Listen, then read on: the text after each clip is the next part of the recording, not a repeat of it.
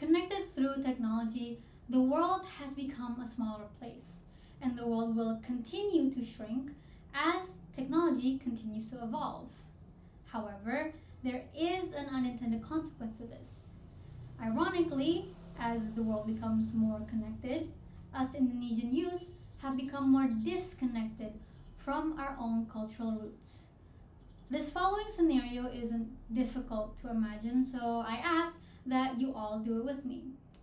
A teenager, say from Jakarta, is scrolling through TikTok, Instagram, or maybe even YouTube Shorts because they've scrolled through every other app. Now, this person is laughing, an inside joke from a foreign show or film. And across the world is another teenager, this time from New York, is doing the exact same thing. Now, these two complete strangers from two completely different parts of the world are connected, sharing humor, trends, and even language. Now, here is the unintended consequence, the catch. Ask the Jakarta teen about their own local folklore. Tell them an inside joke and see if the same recognition lights their eyes as would a foreign show. More likely than not, they'd struggle to answer and would instead have confusion written on their face. So how did we get to this point? Indonesia is home to over 700 languages, yet UNESCO warns that many are at risk of extinction. Most parents at home speak Indonesia rather than their own native dialects, say Batak, Javanese, or Sundanese, in hopes that their children will have better opportunities in the job market.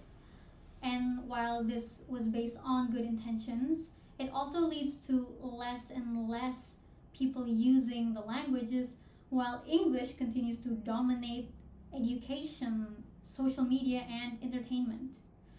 A 2023 study highlights that most Indonesian youth are more proficient in English internet slang than their own regional dialects. And in case you didn't catch how absurd that sounds the first time, let me repeat myself.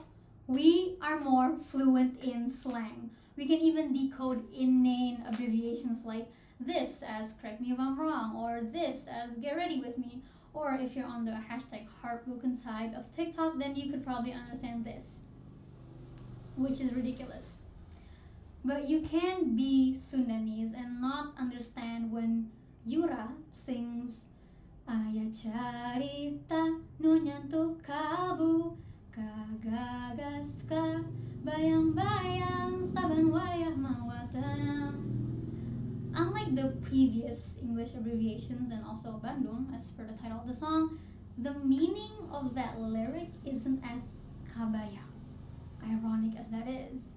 Meaning, we already can't understand pop lyrics written in dialects, much less the proverbs of our ancestors. Frankly, that would just be a lost in translation, which is a TS reference, and the fact that most of you probably caught on to that reference and even know who TS even is proves what I've been saying. Technology was supposed to bring us together, to bring us closer. And although it did, it wasn't with our own community and culture. Technology has instead become a shortcut away from tradition. Traditional art, literature, and history requires patience and engagement, but the internet, and by extension its users, us, thrive on speed and instant gratification. But this isn't about blaming social media or even technology. It's rather about how we use it. Colonialism once imposed cultural erasure, and we struggled against that and fought for our culture. But today, we willingly scroll past our heritage. Literally. On the bright side, we're not necessarily doomed to this cultural disconnection, but only if we do something about it. This means making our own culture more engaging, more accessible, like making trends that highlight cultural or traditional garments, traditional music, and or traditional language. The Yura Yita song that I previously mentioned is a great example of this, And although these may be small steps, they still matter in the long run.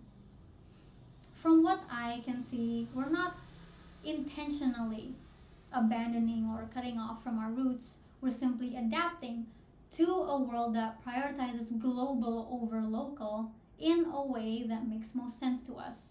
But we can use this connectivity we already have to deepen rather than replace our identity.